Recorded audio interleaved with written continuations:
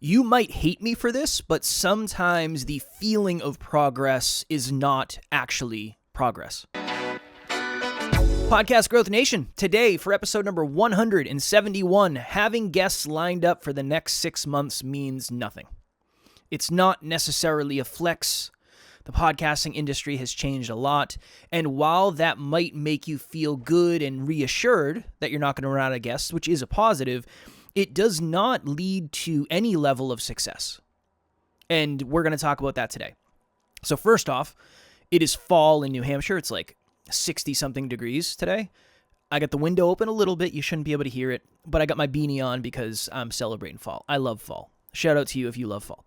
If not, shout out to you anyway.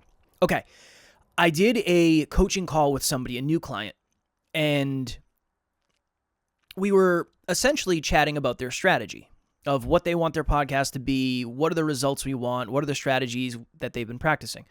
And they said, I used to do a lot more solos, and then I just kind of fell off. I just forgot, and then I got into this rhythm of just doing guest interviews because it was just so much easier.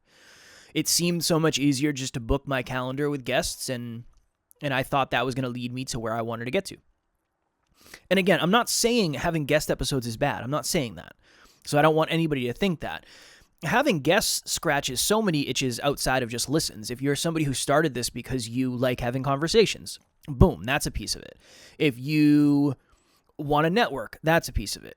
If you want introduction to people, that's a piece of it, right? So if you're just curious, it's way easier to be curious with somebody else than it is just sitting by yourself. So I am not talking down to guest episodes, none of that. But what I am suggesting, and I've heard this so many times with people, I'll do a podcast breakthrough session and I'll say, okay, what's working, what's not working, what seems like it's progressing, what seems like it's dying, catch me up. And so many times people say, well, I know I'm doing really well because I'm booked out on guests for the next 6 months. And I'll say, okay, well, why does that suggest to you that you're doing okay? And it's usually, well, I have a lot of people that want to come on the show. So that's a really good sign. That's like a pizza shop having a lot of people that want to apply to work there, but nobody that wants to buy the pizza. Yes, we're solving for one problem, but those most likely aren't going to be your listeners. So it's not apples to apples. And I think one of the reasons this is such a common thing is because, one, when we look at a lot of the big shows, they all have guests on, and they're all collaborating. Fair. But most of them are collaborating with other big collaborators. So if you go on, I've been watching a lot of golf YouTube in my downtime lately, and it's essentially just a channel that has 50,000 subscribers tries to get somebody on that has 100,000 subscribers.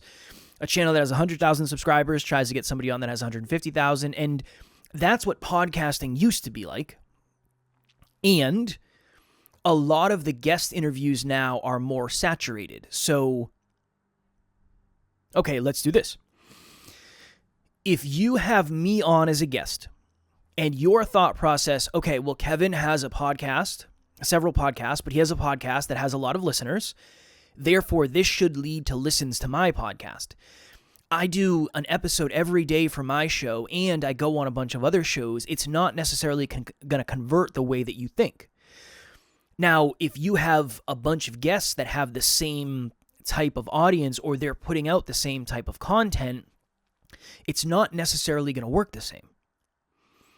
So that's a piece of this. A piece of this is 5 years ago, 6 years ago, if you had a really big guest on, that stood out a bunch.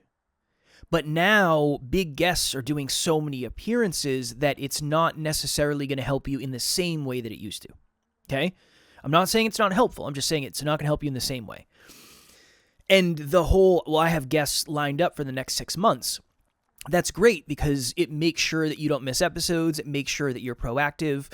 But what, to me, it doesn't suggest is you're not actually getting higher quality guests.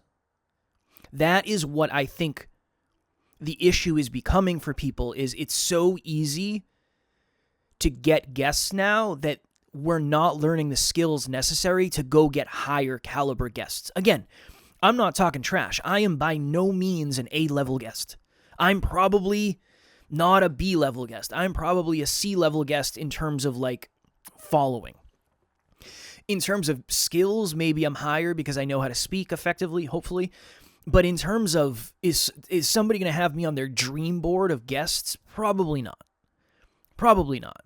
Those people are harder to get, and I think a lot of us are not investing the time to actually get those people as guests. And I think we've talked about this a bunch over the last few months, but Podmatch, Matchmaker, all of those places, great, love them. Huge fan. They have been great to me, super helpful, a huge piece of what we do. And you're most likely not going to find super high level guests on there because super high level guests don't need to be on there. So yes, I would much rather hear somebody say, I have the next 2 months, let's even say this, I have the next 6 months of guests lined up. I'm backed up for the next 6 months. Awesome. And I'm sending 5 messages a week to stretch guests, to guests that I don't know will ever come on.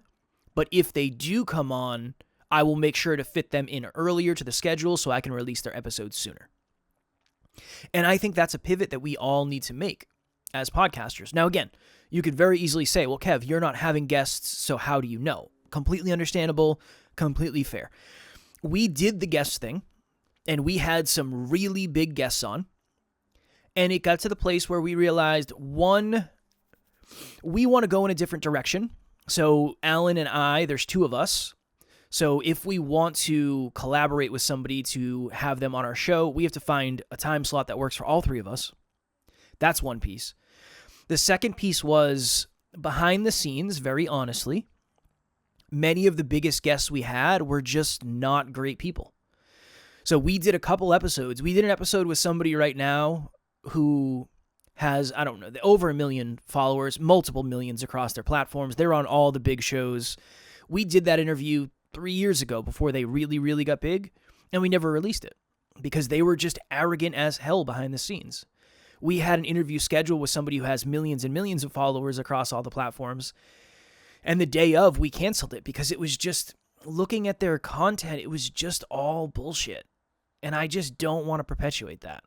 So the reason we stopped having guests is not because we couldn't have guests on, and it's not because we couldn't get high-level guests. It's because it got to the point where that just didn't align with our strategy. We're never going to do ads. We're never going to do sponsorships. We're not going to do affiliates. Like, we're not going to do that type of stuff. I mean, you hear me talk about Buzzsprout and StreamYard on here, but that's not the long-term goal of this necessarily, and it's definitely not the long-term goal of Next Level University. I'm not interested in doing sponsorships. I'm not interested in doing ads or that type of thing. So it doesn't make the same amount of sense for us to have guests on because the thought process that I have been sharing is guests equal listens and solo episodes equals money in the long run, right? Because for most of us, unless we are really dialed in and you're always trying to elevate the type of guest you're having on, it's going to be really hard to monetize with having guests, ads, and sponsorships unless you're getting a really high caliber guest on. So that's one thought. And then the second thought is if you're doing solo episodes, essentially you're becoming the thought leader in that thing. So the call to action can be, hey, if you found value in today's episode, make sure you reach out for whatever. That leads directly to you. But since you're not collaborating, you don't necessarily have cross-audience promotion. That makes it a little bit harder. So I think that's just an important thing that I know I've talked about before, but I'm seeing this uptick in people who started doing solos and guest episodes. Guest episodes are easier for them. It's easier to book. They can get way further out. It doesn't require as much prep work in a lot of times. And they forgot that they started this because they wanted to do coaching or products or services or whatever it is, courses. And it's going to be really hard to do that with C-level guests. Again, I'm putting myself in that bucket. I'm not talking trash. I'm not saying you shouldn't have guests. I'm just saying we have to revisit the strategy. And the reason I wanted to do this episode right now is because I'm just seeing an uptick in people thinking, okay, I'm successful and I'm going to be successful because I have 6 months of guests booked out. People on Podmatch, people on Matchmaker, people in the podcast space in general. And again, I'm not talking trash about either of those platforms. I am a huge fan. They've been so good to me and for me and us as a business.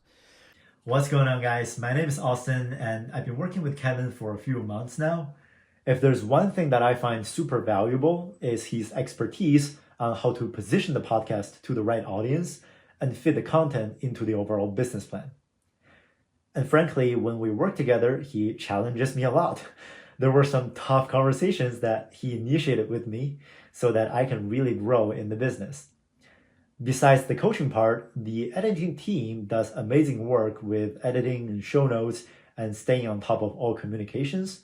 Overall, my experience working with Kevin has really been top-notch. But so many people are being told, if you want to sell your book, go on podcasts. If you want to do this, if you want to do this, if you want to do this, guest on podcast, guest on podcast, guest on podcast. You've heard me say that. Guests on podcasts, guest on podcasts. So there is demand to be on podcasts. Therefore, the supply is not enough. Therefore, we're all going to be inundated with messages for the most part. I want you to be inundated with messages from potential clients or potential sponsors or whatever it is. That's why I'm saying it's not a flex to have 6 months of guests backed up. It's not. It is a flex to have a 6-month waiting list because people can't work with you yet because you don't have enough time. That is what I want for all of us. So, again, don't hate me for it. I don't mean this in a negative way. I just think the podcast space has evolved a lot recently. And unfortunately, taking the path of least resistance and not remembering what it was like before there was Podmatch and before there was Matchmaker. Before these things existed, you had to make lists and you had to reach out to people directly. And it made sense to say, okay, I'm going to message a C-level person today who might come on. I'll message a B-level person who is kind of a stretch, and I'll message an A-level person and see what happens. And if you did that, you wouldn't necessarily be lined up for 6 months. You might have the next month or two. But you'd also have surprises of, oh, this person actually is interested. Let me finish that. And I just think we develop more skills around this. So that's really what I'm talking about today. Having guests lined up for the next 6 months, if they're all guests that have reached out to you, to me is not necessarily a flex. If you have 6 months of guests lined up and you reached out to all of them and they're B and A- and some C, of course, but they're like the people that you really want to have on, that's a different conversation. But most of the people I've talked to, they don't know how to get guests outside of Podmatch, Matchmaker, that type of stuff. They don't know. And that is potentially troubling. Potentially. In the long run. I don't know if I have like a really good... I guess in a way it's kind of like training wheels. These platforms are kind of like training wheels. You could think of it this way. You could think of it like dating apps. A dating app does not force you to start with a in-person conversation with someone. You see them, you match, that means, oh my goodness, this person's interested in me. It's just not the same as having to go up to somebody in the real world and say, hey, my name is Kevin. What's your name? That's different. It's a different game. So it creates what we feel like is success in the short run, but not necessarily the skill development over the long run. And that's really the thing that I'm always talking about here is I want to help you develop the skills that are going to matter forever. Podmatch, Matchmaker, all of these places they're going to continue to grow and they're going to get better and they're going to get better. And more of them are going to pop up and it's always going to be a thing. Always going to be a thing. But outside of that, we have to learn how to fish for ourselves. We have to learn how to go find people, make a list, get a hold of the people that are connected to them. Here's a good example. We have a very big... Well, we have a lot of very big clients right now, which I'm super grateful for. But we have a client who has a very successful podcast and they have a very successful coaching business and they're crushing it and they've grown and evolved and they're always testing out different stuff and it's amazing. We've had this joking conversation over the last couple of years of, hey, when are you going to create a service where you help get me on podcasts? And just clients in general. I feel like that would be a really good thing for you guys. You have production company, you have social media. That makes sense, right? It makes sense to do that in the podcasting space. And here's the kicker. These shows are not going to be Podmatch and Matchmaker. These shows are going to be, we find the show, we find the website, we find the contact email, we reach out, and then from there it becomes kind of it's just a numbers game. Because that's how you get to the higher quality shows. If we reverse that, that's also how you get to the higher quality guests. That is my thesis. So to make it abundantly clear one more time, not talking trash about any of the podcast guesting services. I think they're all great and they allow so much of this to happen, which is amazing. And it's incredible. And if you're listening to me because I was on your podcast, it was most likely through one of these platforms, Podmatch, Matchmaker. So nothing but love.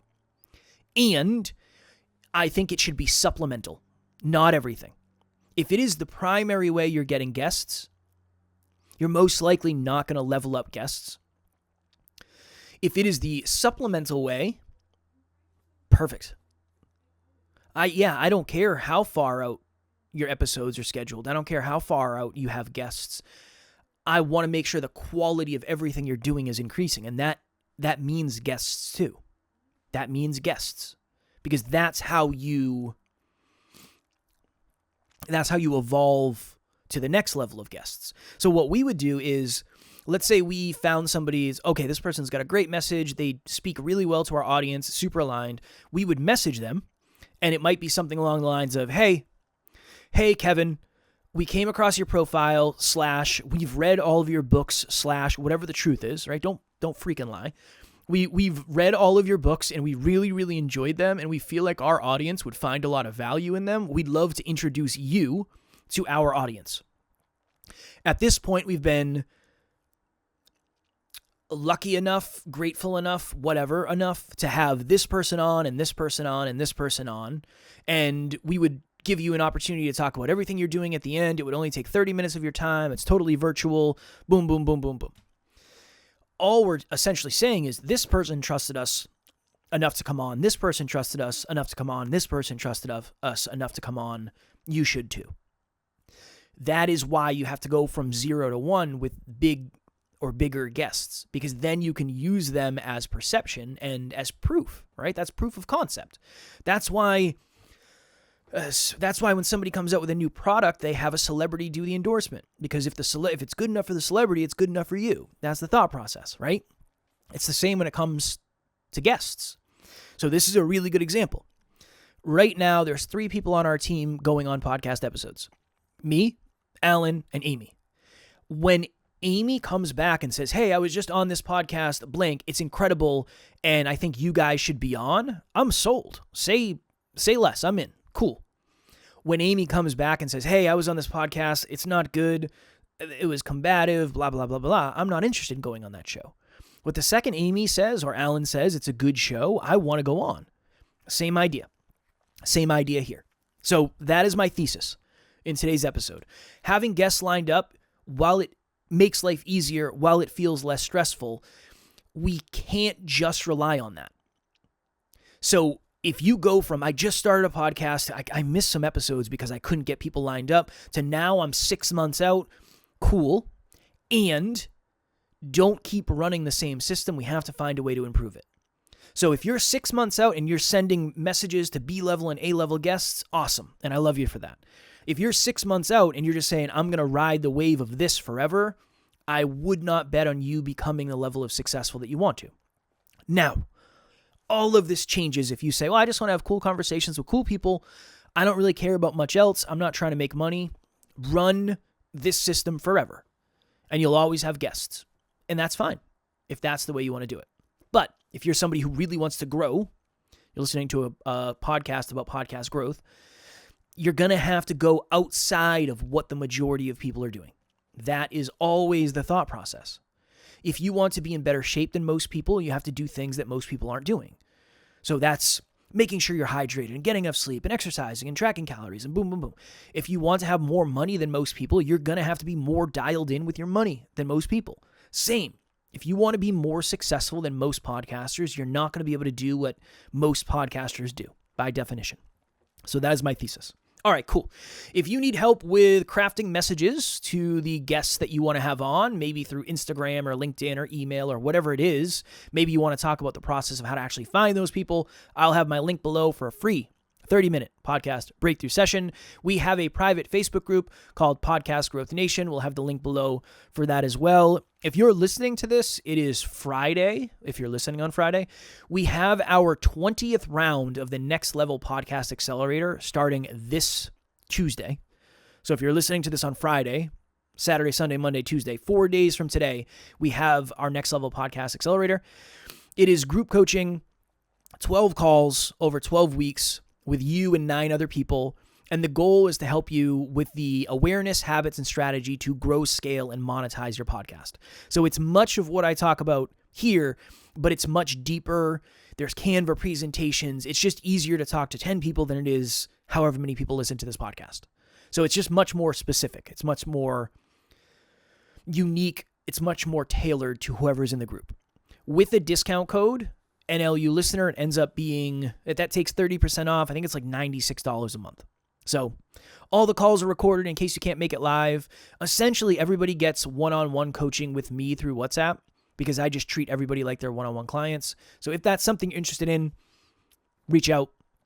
We'll have the link in the show notes. Team, if you could throw that in there for me, I appreciate it. And yeah, we'd love to have you. Okay.